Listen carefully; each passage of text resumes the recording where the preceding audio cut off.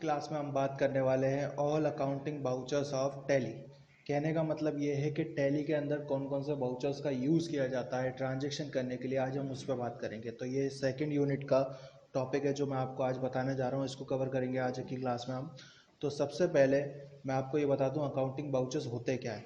तो ये बाउचर्स काम आते हैं ट्रांजैक्शन करने के लिए। जैसा कि मैंने आपको पहले की क्लास में बताया है कि ट्रांजैक्शन करने के लिए हमें 3 स्टेप्स करनी होती हैं। पहले लेज़र क्रिएट करना, दूसरा ट्रांजैक्शन करना, तीसरा रिपोर्ट देखना। तो सिंपली जो सेकंड स्टेप है वो बाउचर्स के बिना अधूरी है, यानी बाउचर्स आपको यूज़ करने ही पड़ेंगे तब जाके वो ट्रांजैक्शंस होंगे। ठीक है।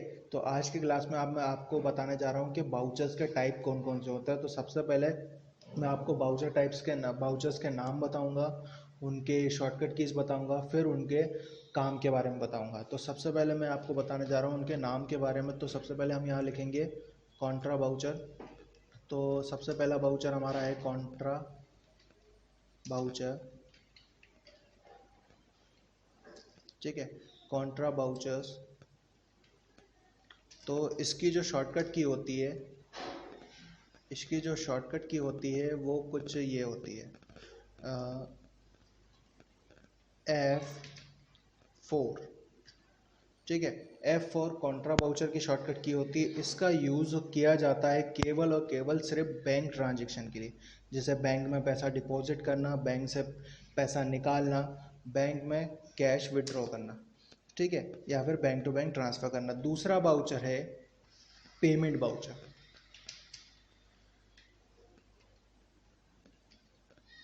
ठीक है, दूसरा बाउचर है पेमेंट बाउचर। इसकी शॉर्टकट की होती है F5। ठीक है, इस बाउचर का यूज़ किया जाता है पेमेंट करने के लिए। तो पेमेंट करने के लिए बाउचर का यूज़ किया जाता है, जैसे कि फॉर एग्जांपल हम मान लेते हैं कि मनीष को 2000 रुपये देने हैं।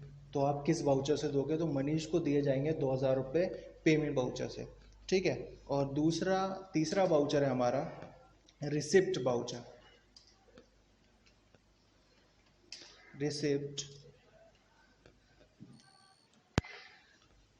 Receipt voucher. ठीक है, यहाँ पे आ जाएगा रिसिप्ट बाउचर। इसकी शॉर्टकट की होती है F6। यानी कि जितने भी पैसा रिसीव करने के ट्रांजैक्शन होते हैं, जैसे कि मनीष से पैसा आया या फिर मनीष से पैसा लिया, तो वो रिसिप्ट बाउचर के द्वारा होगा। ठीक है, फिर उसके बाद नेक्स्ट आता है जर्नल बाउचर। तो जर्नल बाउचर की जो शॉर्टकट की होती है वो है F7 जर्नल बाउचर।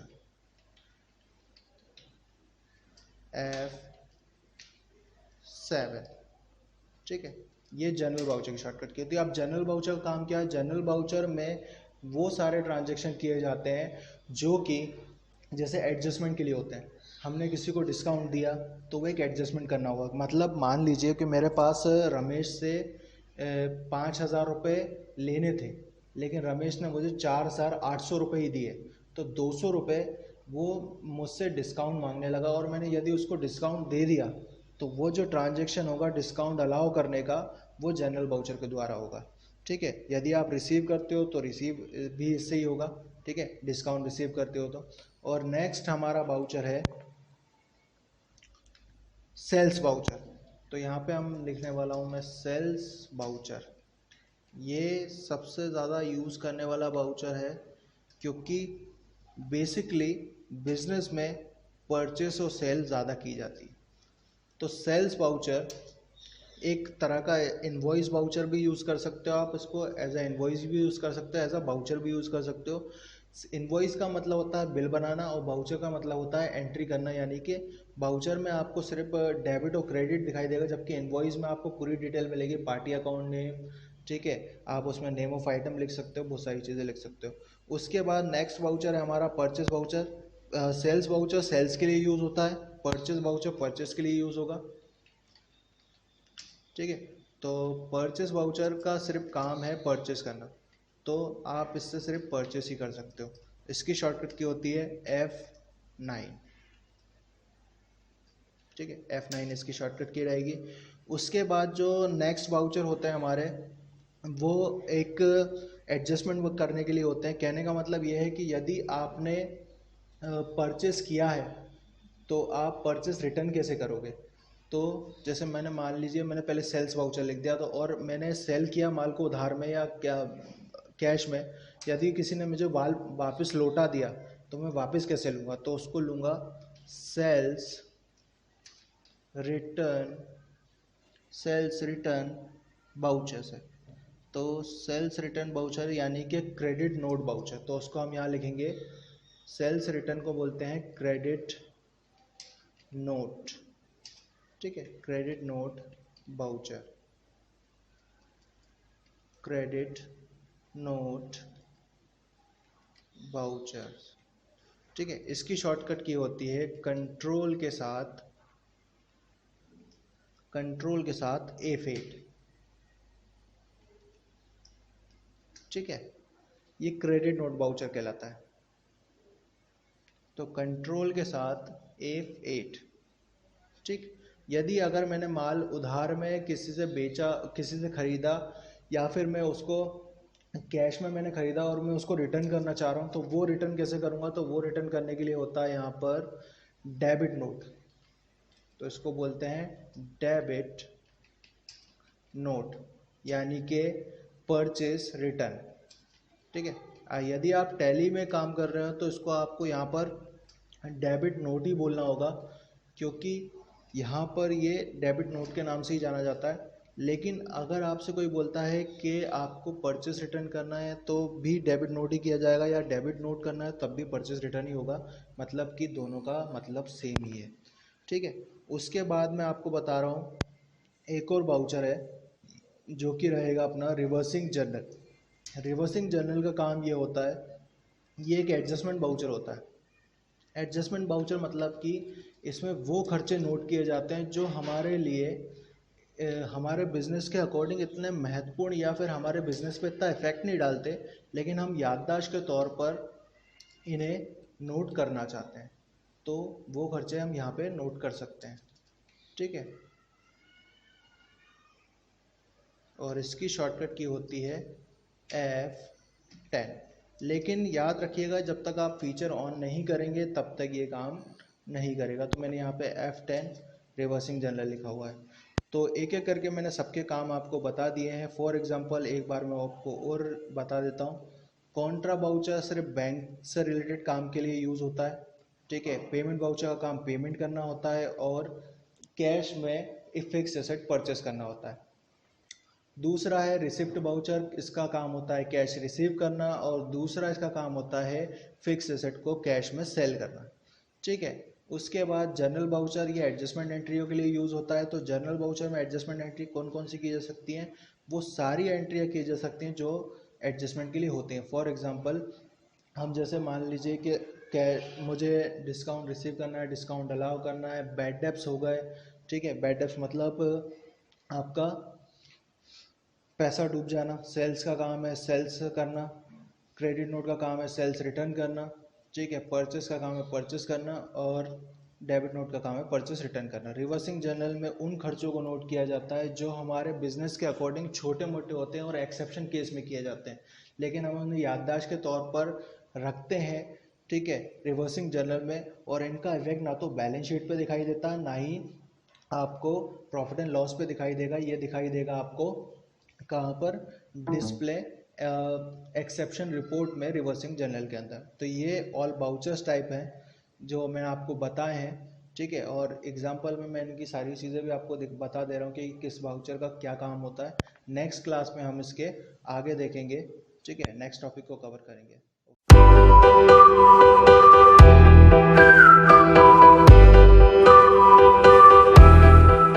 आज की क्लास में हम बात करने वाले हैं ऑल अकाउंटिंग बाउचर टाइप्स के बारे में, यानी अकाउंटिंग बाउचर ट्रांजैक्शन के बारे में और अकाउंटिंग इनवॉइस ट्रांजैक्शन के बारे में।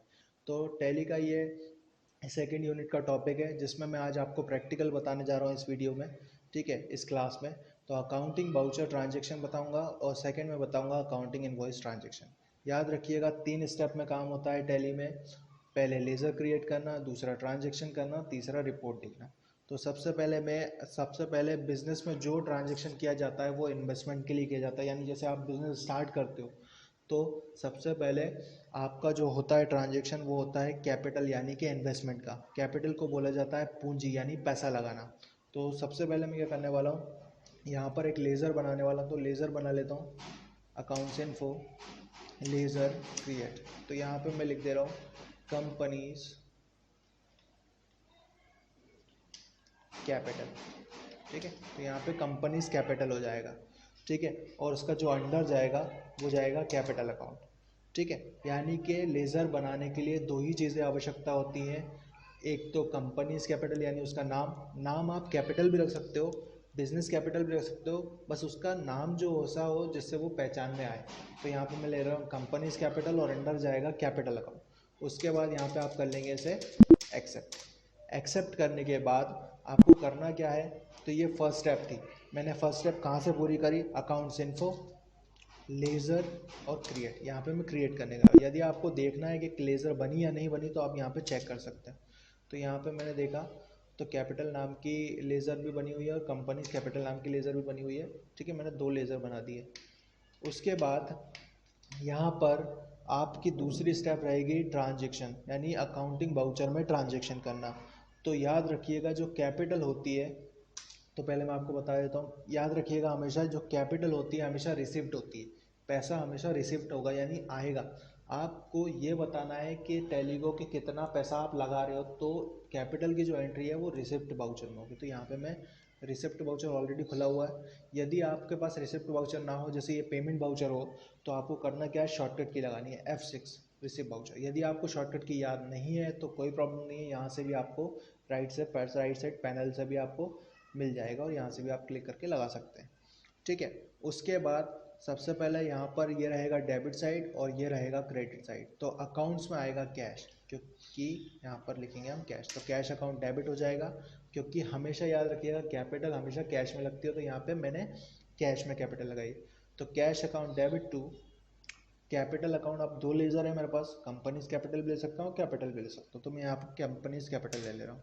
उसके बाद या फिर मैं कैपिटल ले लेता हूँ, ठीक है। कन्फ्यूज़न कोई भी नहीं रखना अपने दिमाग में, क्योंकि नाम कुछ भी आप रख सकते हो, बस ये है उस नाम से वो जानी जानी चाहिए, यानी पहचान ली जानी चाहिए, ठीक है। यदि ऐसा ना हो कि आप किसी और खुद का नाम रख लो, रमेश महेश सुरेश, और वो पहचान में ना आए अकाउंट, तो आपको ऐसा नाम रखना है जिससे वो पहचान में आए कि हाँ वो है क्या असल में, ठीक है। उसके बाद मैं यहाँ पे 2 लाख रुपए लगा दे रहा हूँ।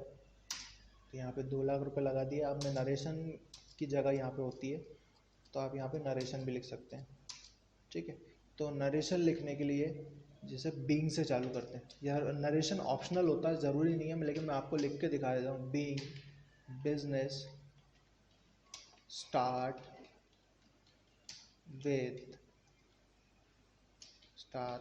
विथ कैश, ठीक है। और यहाँ से आप इंटर करके एक्सेप्ट करेंगे, जैसे ही आप इंटर करेंगे वो एक्सेप्ट हो जाएगा, ठीक है। तो ये हो गया ट्रांजेक्शन, ये तो दूसरी स्टेप हो गई भाई, आपने ट्रांजेक्शन देख लिया। ट्रांजेक्शन, अब ट्रांजेक्शन का इफेक्ट कहाँ दिखाई देगा, तो इफेक्ट दिखाई देगा आपको रिपोर्ट्स में। तो रिपोर्ट्स में याद रखिएगा कैपिटल का जो इफेक्ट होता है वो हमेशा बैलेंस शीट में दिखाई देता है। तो बैलेंस शीट पे जाके आप इंटर करेंगे तो इसका जो ट्रांजेक्शन का इफेक्ट है वो आपको दोनों साइड दिखाई देगा। कैपिटल अकाउंट आपका लाइबिलिटीज़ के साइड ही रहेगा और करंट एसेट्स में 2 लाख रुपए आएंगे। कहने का मतलब ये है कि आपने 2 लाख रुपए से बिजनेस स्टार्ट किया, ठीक है। मान लीजिए कि बिजनेस स्टार्ट कर लिया आपने 2 लाख रुपए से, तो ये वो दिखा रहा है, जबकि जो आपका असल में जो आपके पास पैसा है वो भी अभी यहाँ पर 2 लाख रुपए। कहने का मतलब ये है कि ये वॉलेट है, आपका खुद का वॉलेट है, और ये हो सकती है हमारा पॉकेट मनी हो हमारी जो हमें मिली है, ठीक है। तो हमारे पास अभी 2 लाख रुपए है और ये हमारा वॉलेट है। अब जितने हम इसमें से खर्चा कर देंगे उतने वो खर्चा हो जाएंगे। जैसे मान लीजिए मैंने 50,000 रुपये खर्चा कर दिया तो यहाँ पे 1.5 लाख रुपए आएगा, लेकिन यहाँ पे 2 लाख रुपए ही रहेंगे। तो ये नेक्स्ट मैं आपको ट्रांजेक्शन में बता दे रहा हूँ। तो दूसरा ट्रांजेक्शन मैं आपको यहाँ पे बताने वाला हूँ एक्सपेंसेस का। तो एक्सपेंसेस का ट्रांजेक्शन करने वाला हूँ मैं यहाँ पे रेंट का। तो मैं यहाँ पे लिख ले रहा हूँ शॉप रेंट। अकाउंट्स इन्फो के अंदर जाके मैंने लिखा शॉप रेंट, और ये जाएगा एक्सपेंसेस में। एक्सपेंसेस 2 ही तरह के होते हैं, या तो वो डायरेक्ट होंगे या तो इनडायरेक्ट होंगे। तो ये जो शॉप रेंट होता है वो इनडायरेक्ट एक्सपेंसेस होता है। क्यों? क्योंकि ये बार बार पे किया जाता है। अगर एक मंथ में आपने पे कर दिया तो ऐसा नहीं है कि दूसरे मंथ आपको देना नहीं पड़ेगा, आपको देना पड़ेगा, ठीक है। तो शॉप रेंट इनडायरेक्ट एक्सपेंसेस में जाता है और यहाँ पर आपको कुछ नहीं करना, यहाँ पे कर लेना है एक्सेप्ट। एक्सेप्ट करने के बाद अब मान लीजिए हमें शॉप रेंट पे करना है, कितना, 5,000 रुपये। तो 5,000 रुपये में शॉप रेंट पे करूँगा तो मतलब पेमेंट वाउचर का यूज होगा, मेरे पास से पैसा जाएगा। तो यहाँ पर अकाउंटिंग वाउचर में अभी कौन सा वाउचर खुला हुआ है, F6 रिसिप्ट वाउचर। तो अब क्या चाहिए हमें, पेमेंट वाउचर चाहिए, तो F5 पेमेंट वाउचर, ठीक है। अभी कैश में ही पैसा दे रहे हैं तो यहाँ पर आएगा कैश और यहाँ पर आ जाएगा शॉप रेंट। तो शॉप रेंट में 5,000 रुपये पे कर रहा हूँ, तो यहाँ पे मैंने 5,000 रुपये पे कर दिए, ठीक है। तो जैसे मैंने शॉप रेंट 5,000 रुपये दिए, शॉप रेंट का करंट बैलेंस हो गया 5,000 रुपये, और जो कैश का बैलेंस था वो 1,95,000 हो गया, ठीक है। इसको एंटर किया, जैसा कि मैंने आपको बोला नरेशन ऑप्शनल है, आप चाहो तो लिख सकते हो, आप चाहो तो नहीं लिख सकते, मैं अभी फ़िलहाल इसको छोड़ दे और यहाँ पे करना एक्सेप्ट। एक्सेप्ट करने के बाद इसका इफेक्ट आपको दिखाई देगा दो जगह पर। रिपोर्ट्स में सबसे पहले हम देखेंगे बैलेंस शीट। तो बैलेंस शीट में जो, जैसा कि मैंने आपको बोला था, कैपिटल अकाउंट जो हमारा इन्वेस्टमेंट है वो वैसा का वैसा ही रहेगा, और ये हमारा जो वॉलेट है उसमें से पैसा माइनस हो गया, यानी 1,95,000 बचा हुआ, और 5,000 रुपये के लॉस में आ गए हम। क्यों? क्योंकि हमने खर्चा कर दिया, क्योंकि अभी तक इनकम हमें कुछ भी नहीं हुई और लॉस हो गया 5,000 रुपये का। क्यों? तो ये प्रॉफिट एंड लॉस में जाके दिखेगा। तो प्रॉफिट एंड लॉस में देखा, तो प्रॉफिट एंड लॉस पे एंटर किया तो यहाँ पे दिखाएगा इनडायरेक्ट एक्सपेंसेस, एंटर किया तो क्या है, शॉप रेंट है, इनडायरेक्ट एक्सपेंसेस। तो ये तो हो गए बाउचर के ट्रांजेक्शन, ये दो मैंने आपको ट्रांजेक्शन बता दिए। अब मैं आपको तीसरा ट्रांजेक्शन बताने जा रहा हूँ जो कि रहेगा अकाउंटिंग इनवॉइस में, ठीक है। तो सेकंड वाला जो ऑप्शन था हमारा अकाउंटिंग इनवॉइस, उसका ट्रांजेक्शन मैं आपको बताने जा रहा हूँ। तो यहाँ पे आपको करना क्या है, यहाँ पे एक लेज़र बना लेनी है, ठीक है। तो यहाँ पे पहली लेज़र मैंने बना ली, गुड्स परचेज, ठीक है। गुड्स परचेज, परचेज जाएगा परचेज अकाउंट में, ठीक है। और इन्वेंट्री वैल्यू फिलहाल अभी नो रहेगी, इसको नो ही रखिएगा अभी, ठीक है। याद रखिएगा inventory values are affected, no रहेगा। और दूसरा मैंने बना लिया गुड्स सेल्स, सेल्स जाएगा सेल्स अकाउंट में, ठीक है। इन्वेंट्री वैल्यू नो रहेगी, एक्सेप्ट, ठीक है।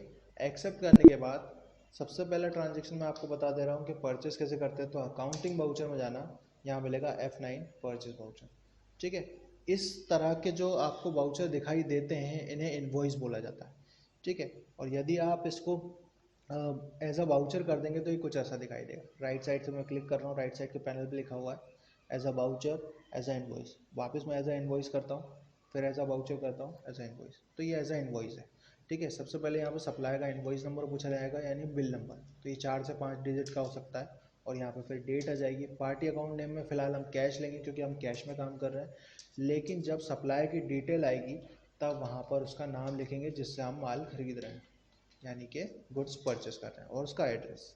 तो एड्रेस आप लिख सकते हो shop number 45 new market Bhopal,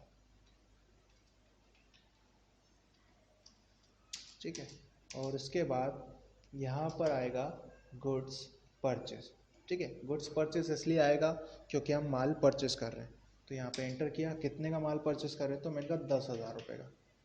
तो ये 10,000 रुपये का माल मैंने परचेस कर लिया, तो इसका इफेक्ट दिखाई देगा आपको बैलेंस शीट और प्रॉफिट एंड लॉस पे। तो चेक कर लेते हैं बैलेंस शीट। तो यहाँ पे बैलेंस शीट में दिखाई दे रहा है आपको करंट एसेट्स में हमारे पास 10,000 रुपये और कम हो गए और 15,000 रुपये यहाँ पे आ गए। तो प्रॉफिट एंड लॉस अकाउंट में आप चेक करोगे तो 10,000 रुपये का जो आपको परचेस अकाउंट दिखाई देगा, ठीक है। इसके बाद यदि आप माल को सेल करते हैं तो माल को हम प्रॉफिट के साथ सेल करेंगे, तो फिर जाएंगे हम अकाउंटिंग वाउचर में। तो ये परचेस वाउचर के लिए F9 परचेस वाउचर था, अब यहाँ पर हम प्रेस करेंगे F8 सेल्स वाउचर। तो यहाँ पर जो रेफरेंस नंबर होता है वो भी इनवॉइस नंबर होता है, ठीक है। और यहाँ पे कैश, अब पार्टी का जो भी नाम है तो यहाँ पे लिख लिया मैंने, फॉर एग्जांपल मोहित ट्रेडर्स, ठीक है। और जो भी उसका एड्रेस, तो फिलहाल मैं इसको स्किप कर दे रहा हूँ। उसके बाद यहाँ पे आ जाएगा गुड सेल। तो 10,000 रुपये का माल खरीदा था, 12,000 रुपये में सेल कर दिया, ठीक है, यानी 2,000 रुपये का प्रॉफिट होगा। तो हम चेक करेंगे एक्सेप्ट, ठीक है। एक्सेप्ट करने के बाद बैलेंस शीट में चेक करेंगे तो 3,000 रुपये का लॉस हो गया हमें। 3,000 रुपये का लॉस इसलिए हो गया क्योंकि पहले जो लॉस 15,000 रुपये का था, अब वो 3,000 रुपये रहेगा, क्योंकि हमने माल कितने का सेल कर दिया, 12,000 रुपये का। तो आप समझिए कैसे होगा। देखिए, तो यहाँ पे परचेस अकाउंट 10,000 रुपये, सेल्स अकाउंट 12,000 रुपये, ठीक है, और 5,000 रुपये इनडायरेक्ट एक्सपेंसेस, जिसमें से 5,000 रुपये में से माइनस करें हमने 2,000 रुपये का प्रॉफिट, और 3,000 रुपये का लॉस बचा। ठीक है, तो ये कुछ ट्रांजेक्शन मैंने आपको बताए हैं। नेक्स्ट क्लास में मैं आपको इसके आगे बताऊंगा। ठीक है, तो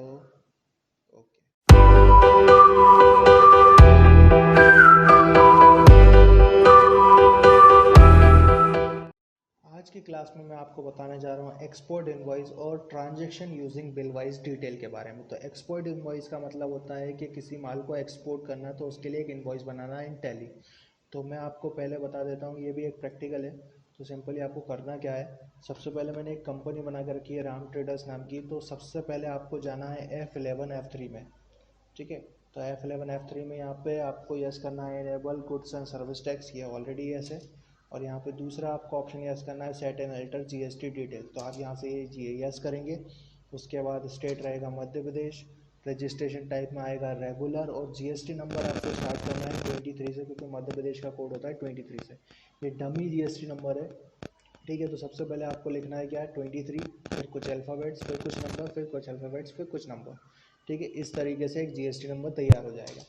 उसके बाद यहाँ पर एप्लीकेबल कब होगा, तो एप्लीकेबल 1 जुलाई 2017 को यह एप्लीकेबल हो जाएगा। ठीक है, उसके बाद यहाँ पर आपको कर लेना है इसको यस। ठीक है, प्रोवाइडिंग LUT बॉन्ड डिटेल्स, इसको यस करेंगे। उसके बाद एक यहाँ पे बॉन्ड नंबर मिलता है आपको, तो ये भी डमी है। ठीक है, फिलहाल मैंने लिखा हुआ है इसको। तो यहाँ पर एक LUT या बॉन्ड नंबर मिल जाएगा। उसके बाद इसकी वैलिडिटी में आपको वैलिडिटी बता देना आप। ठीक है, तो मैंने वैलिडिटी वही रखी है जो मेरी कंपनी चल रही है, 1 अप्रैल 2019 से 31 मार्च 2020 तक। ठीक है, उसके बाद यहाँ पे कर लिया एक्सेप्ट। उसके बाद इसको भी एक्सेप्ट कर लेना। दैन उसके बाद आप आ जाएंगे बाहर। तो बाहर आने के बाद आपको और ऑप्शन यस करना है, तो F1 में आपको यस करना है इनेबल मल्टी करेंसी को। ठीक है, enable multi currency option yes करेंगे आप। ठीक है, और दूसरा यस करेंगे मेंटेन बिल वाइज डिटेल, जो कि हमारा सेकंड ऑप्शन है, जो सेकंड टॉपिक हम देखना चाह रहे हैं। ठीक है, तो ये मैंने यस कर लिया है। उसके बाद आपको करना क्या है वो मैं आपको बता देता हूँ। तो अकाउंट्स इन्फो में जाके कुछ लेजर्स तैयार करने। तो लेजर्स में आप क्या क्या तैयार करेंगे, तो ये 3 लेज़र मैंने बना के रखे हुए हैं। तो यहाँ पे ABC ट्रेडर्स नाम की एक लेज़र बनेगी। ठीक है, ये कोई भी नाम ले सकते हो आप, मैंने ABC ट्रेडर्स ले लिया। अंडर जाएगा सैलरी डेप्टर्स, और करेंसी ऑफ लेज़र में यहाँ पे लिखना है आपको डॉलर। तो डॉलर लाओगे कैसे वो बता देता हूँ। तो यहाँ पे करेंसीज नाम का एक ऑप्शन मिलेगा आपको, यहाँ पर आपको क्रिएट करना है डॉलर नाम की करेंसी। तो क्रिएट करने के लिए सिंपली आपको क्या करना है, यहाँ पे सिंबल ले लेना है डॉलर का, और यहाँ पे लिख लेना है फॉर्मल नेम डॉलर। बाकी आपको खाली एंटर कर देंगे, एक्सेप्ट कर लेना है। ठीक है, एक्सेप्ट करने के बाद आपको यहाँ पर एक लेज़र क्रिएट करनी है। तो जैसे कि मैंने आपको बताया, लेज़र क्रिएट होगी पहले एक सैलरी डेप्टर की, तो ये जिसको माल एक्सपोर्ट होगा। तो ABC ट्रेडर्स नाम की है, यहाँ पे सैलरी डेप्टर मैंने एक क्रिएट कर लिए। उसके बाद जो उनका करेंसी और लेज़र में मैंने डॉलर लग दिया, यानी शिफ्ट के साथ आप 4 लगा सकते हो। उसके बाद USA। ठीक है, और यहाँ पे आएगा यूनाइटेड स्टेट ऑफ अमेरिका। ठीक है, और यहाँ से कर लेंगे इसको एक्सेप्ट। दूसरी लेज़र चाहिए हमें परचेस की। तो परचेस की लेज़र सिंपल बनेगी, परचेस जाएगा परचेस अकाउंट में। ठीक है, inventory values are affected, yes रहेगा। और यहाँ पर आपको यस करके इसको कर देना है गुड्स। ठीक है, सिंपली चूज़ करना है। उसके बाद यहाँ पे आपको मिलेगा सेल्स। तो सेल्स जाएगा सेल्स अकाउंट में, inventory values are affected, yes रहेगा। एप्लीकेबल और सर्विस की जगह यहाँ आ जाएगा गुड्स। ठीक है, ये लेज़र्स बनाने के बाद आपको करना क्या है, सबसे पहले एक इनवॉइस तैयार कर लेना। तो अकाउंट्स इन्फो के अंदर आपको यहाँ मिलेगा बाउचर टाइप। तो बाउचर टाइप में मैंने एक इनवॉइस क्रिएट किया हुआ है, उसका नाम है एक्सपोर्ट इनवॉइस। ठीक है, तो एक्सपोर्ट इनवॉइस आपको टाइप करना है क्रिएट में जाके। तो यहाँ पे एक्सपोर्ट इनवॉइस आप लिख लेंगे। ठीक है, और बाकी अंडर जो जाएगा वो जाएगा सेल्स। ठीक है, सेल्स में डालना है आपको। उसके बाद यहाँ पर जाएगा ये ऑटोमेटिकली मैनुअल, यानी मैनुअल की जगह मैं यहाँ कर लूँगा यहाँ पे ऑटोमेटिक। उसके बाद नंबर्स जो आपको चाहिए वो ऑटोमेटिक चाहिए, method of voucher numbering automatic. ठीक है, तो सेल्स में इसलिए डाला क्योंकि हम एक्सपोर्ट ही करना चाह रहे हैं सेल्स के लिए। ठीक है, सेल्स करके हम एक्सपोर्ट कर रहे हैं। और printing after printing voucher after saving, तो यस रहेगा ये। और उसके बाद यहाँ पे कर लेंगे एक्सेप्ट। एक्सेप्ट करने के बाद यहाँ पे आपको क्या करना है, जाना है सबसे पहले आपको अकाउंटिंग वाउचर में, और सबसे पहले F9 परचेज वाउचर में जाके माल को परचेज कर लेना जो आप माल बेचना चाह रहे हो। तो सबसे पहले आप बनाओगे क्या वो देखिए। तो इन्वेंट्री इन्फो में जाना, और यहाँ पर पहले एक ग्रुप बना लेना मोबाइल नाम से, ठीक है। तो यहाँ पर ऑलरेडी मैंने बना के रखा हुआ है मोबाइल नाम का ग्रुप। तो सिंपली आपको लिखना मोबाइल है और अंडर लिखना है प्राइमरी, ठीक है। ये प्राइमरी हो गया, ठीक है। यहाँ तक कोई डाउट नहीं होना चाहिए आप लोगों को, ठीक है। उसके बाद यहाँ पे यूनिट ऑफ मेजर बना ली। तो यूनिट ऑफ मेजर में मैंने एडिटर में साइट बना लिया, ठीक है। इसके बाद मैंने यहाँ पे स्टॉक आइटम बना लिया। तो स्टॉक आइटम में मैंने बना लिया यहाँ पे नोकिया 5, ठीक है। अंडर मोबाइल यहाँ पे आएगा सेट, और यहाँ पर जो set and alter GST detail इसको आप यस करेंगे। उसके बाद डिस्क्रिप्शन में कुछ नहीं लिखना है, यहाँ पे HSN नंबर लिखना है इसका, ठीक है। तो ये मैंने एक डमी HSN नंबर लिख दिया ऑन वैल्यू, और यहाँ पे आएगा टैक्सेबल कितने परसेंट, तो 18%, ठीक है। और शेष में कुछ नहीं, गुड्स टाइप में गुड्स आएगा, ठीक है। ये आपका टैक्स हो जाएगा। अब इसको परचेस करना है, तो परचेस कर लेते हैं पहले। तो अकाउंटिंग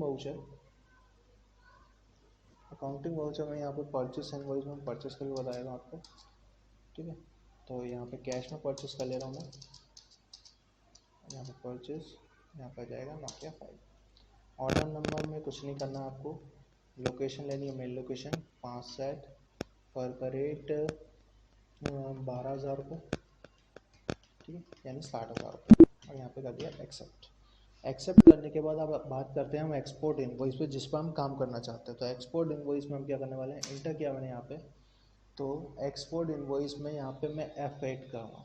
तो F8 पे दो ऑप्शन आते हैं, या तो सेल्स आएगा या तो एक्सपोर्ट इनवॉइस आएगा। आपने F8 भी मतलब एक्सपोर्ट इनवॉइस भी F8 भी बना के रखा है, तो वो पूछ रहा है कि आपको कौन सा चाहिए, एक्सपोर्ट इनवॉइस चाहिए या फिर सेल्स चाहिए। तो मैंने कहा एक्सपोर्ट इनवॉइस चाहिए। उसके बाद यहाँ पे रेफरेंस नंबर, ठीक है, पार्टी अकाउंट में ABC ट्रेडर्स, यहाँ पे डिस्पैच नंबर दे देंगे उनको, ठीक है। उसके बाद बिल ऑफ लेज़र, तो यहाँ पे एक नंबर दे दिया मैंने, ठीक है। ऑर्डर नंबर, तो ऑर्डर नंबर की ज़रूरत नहीं पड़ेगी यहाँ पे। उसके बाद यहाँ पे USA का एड्रेस आ रहा है ऑलरेडी, ये सब हमारे पास आ रहा है। यहाँ पे आ जाएगा सेल्स और नोकिया 5, ठीक है। यहाँ पे मैंने क्वांटिटी दे दी 4 सेट, पर का रेट मैं डॉलर में देने वाला हूँ। तो यहाँ पे डॉलर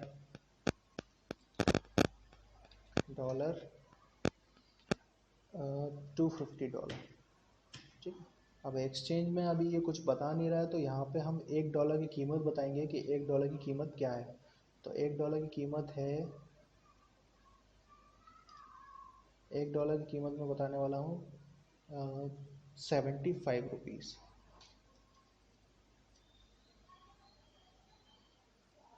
75 रुपीज़ स्लैश यहाँ पर आ जाएगा डॉलर, ठीक है। तो यहाँ पे $1,000 यानी $75,000, $75,000 हमारे पास से जाएंगे, यानी हमारे पास आने वाले हैं, ठीक है। उसके बाद यहाँ पे प्रोवाइडिंग GST डिटेल आप कर लेंगे यस। तो मैं यहाँ पे प्रोवाइडिंग GST डिटेल आपको बता दे रहा हूँ, तो यहाँ पे आप इसको यस करेंगे। उसके बाद यहाँ पे शिपिंग बिल नंबर बताए हैं, तो यहाँ पे शिपिंग बिल नंबर मैंने दे दिया, ठीक है। ये एक बिल नंबर दे दिया मैंने, डेट दे दी 1/4/2019 की, ठीक है। और पोर्ट कोड दे दिया मैंने यहाँ पे, तो एक 4 डिजिट का एक कोड दे दिया मैंने। और यहाँ पे इसको कर लेंगे एक्सेप्ट। एक्सेप्ट करने के बाद यदि आप प्रिंट करना चाहो तो यहाँ पे आप यस करेंगे, तो यहाँ पे प्रिंट दिखाएगा। तो अभी फ़िलहाल मैं इसका प्रीव्यू करके दिखा देता हूँ आपको। तो बैक किया मैंने, display day book export invoice, और यहाँ पे अल्टर के साथ P, यहाँ पे प्रिंट प्रीव्यू, ठीक है, यस कर दिया। तो यहाँ पे आपको एक प्रिंट प्रीव्यू दिखाई देगा। तो मैं इसको जूम कर लेता हूँ, तो ये जूम करने में कुछ ऐसा दिखाई देगा। तो ये है एक्सपोर्ट इनवॉइस, ठीक है। इसके बाद मैं सेकंड आपको बताने जा रहा हूँ transaction using bill wise detail. तो transaction using bill wise detail में आपको सिंपली कुछ नहीं करना है। यहाँ पर एक और मैं डेप्टर बना ले रहा हूँ, लेकिन ये डेप्टर इंडिया का ही रहेगा, बाहर का नहीं रहेगा। तो मैंने यहाँ पे रवि डेप्टर ट्रेडर्स नाम से एक डेप्टर बना लिया। ठीक है, ये जाएगा सैलरी डेप्टर्स में। तो यहाँ पर मैं सैलरी डेप्टर्स ले लिया यहाँ पे। ठीक है, और मेंटेन बिल वाइज डिटेल में यहाँ पे यस कर दे रहा हूँ। एक्सेप्ट करने के बाद मैंने इसको कुछ गुड्स सेल किए, तो F8 सेल्स वाउचर। तो यहाँ पे मैं सेल्स वाउचर लूँगा, इस बार एक्सपोर्ट इनवॉइस नहीं लेने वाला। ठीक है, और यहाँ पे आ जाएगा रवि ट्रेडर्स। ठीक, रवि ट्रेडर्स। उसके बाद यहाँ पर जाएगा सेल्स। यहाँ पे मैं इसको सेल कर रहा हूँ Realme 5 4 सेट पर का रेट 15,000 रुपये। ठीक है, यानी 60,000 रुपये इसको पे करने हैं। ठीक है, ये 60,000 रुपये मुझे देने वाला है, लेकिन 60,000 रुपये लेने के लिए मुझे रिसिप्ट वाउचर यूज करना पड़ेगा। तो ये बैलेंस शीट में दिखाई देगा करंट एसेट्स में। ठीक है, ये अब क्या करना है आपको, यहाँ पर अकाउंटिंग वाउचर में जाना है और F6 रिसिप्ट वाउचर में जाना है। यहाँ पे कैश, और यहाँ पे आप ले लेंगे रवि ट्रेडर्स। ठीक है, रवि ट्रेडर्स से 60,000 रुपये लेने हैं, लेकिन इसने 40,000 रुपये दिए। तो 40,000 रुपये दिए, तो यहाँ पर एक मेथड हमारे सामने खुल के आ गई, एडजस्टमेंट ऑफ मेथड। तो आप यहाँ पे देखेंगे बिल वाइज डिटेल लिखा हुआ है। तो बिल वाइज डिटेल करता क्या है, ये माल को चीज़ों को एडजस्ट करने के लिए करता है। जैसे बिल्स को एडजस्ट करने के लिए होता है। यहाँ पे आपको 4 मेथड दिखाई दे रही। अगर एक्स्ट्रा पैसा दोगे या फिर कुछ खरीदा नहीं होगा, पहले पैसा दे दोगे तो वो एडवांस में चला जाएगा। लेकिन अब अगर आप 60,000 रुपये के 40,000 रुपये दे रहे हो तो वो एडजस्टमेंट जाएगा। तो मैं क्या करूँगा, जो 60,000 रुपये का बिल है उसमें से 40,000 रुपये एडजस्ट कर दूँगा, कुछ इस तरीके से। तो बिल वाइज डिटेल यही काम करता है, ये एडजस्टमेंट का काम करता है। जैसे कि हमने एक मेथड देखी एडवांस की, हमने पास कोई पैसा नहीं था। ठीक है, तो यहाँ पर हमने पैसा दे दिया, और यदि आपने पहले से माल खरीद के रखा और देने आपको 60,000 रुपये दिए आपने 40,000 रुपये, तो वो एडजस्ट कर देगा कि हाँ इस बिल में से 40,000 रुपये माइनस हो गए, जैसे कि हम छोटे मोटे दुकानदार अभी भी कॉपियों में करते हैं। ठीक है, तो नेक्स्ट क्लास में मैं आपको इसके आगे बताऊंगा। ये एक्सपोर्ट इनवॉइस था और मेंटेन बिल वाइज डिटेल थी।